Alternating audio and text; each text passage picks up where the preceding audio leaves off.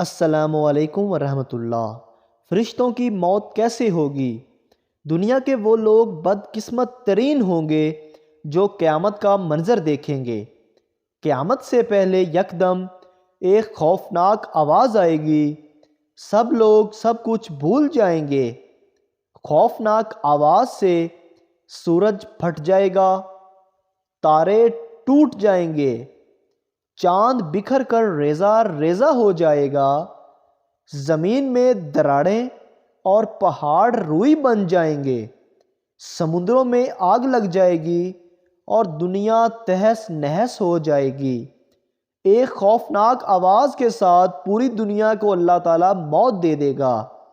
جب سب کچھ ختم ہو جائے گا تو پھر پہلے، دوسرے، تیسرے، اسی طرح ساتویں آسمان تک سب کو موت دے دی جائے گی۔ پھر میرا اللہ کہے گا، کون باقی ہے؟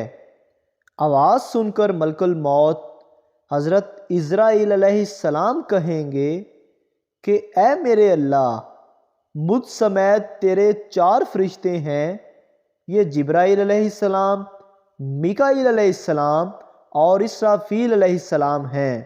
اللہ تعالیٰ فرمائیں گے کہ جبرائیل اور میکائیل مر جائیں۔ اس پر اللہ کا عرش کہے گا کہ یا اللہ، جبرائیل اور میکائیل کو تو بچا لے۔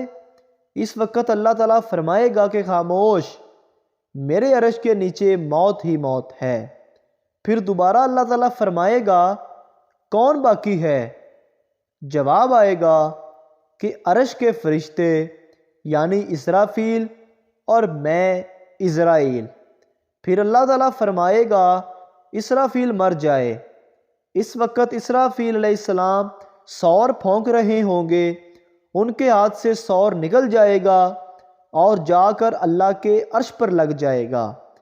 پھر اوپر اللہ اور نیچے صرف عزرائیل علیہ السلام باقی ہوں گے۔ حضرت عزرائیل علیہ السلام کی موت کے خوف سے ٹانگیں کانپنے لگیں گی۔ پھر اللہ پوچھے گا، کون باقی ہے؟ تو جواب میں عزرائیل علیہ السلام کہیں گے کہ بس اب تو اور میں ہی باقی ہوں۔ پھر اللہ تعالیٰ فرمائے گا کہ جا تو بھی مر جا، تو بھی میری ایک مخلوق ہے۔ پھر اللہ تعالیٰ کہے گا، کوئی ہے میرا شریک تو آؤ۔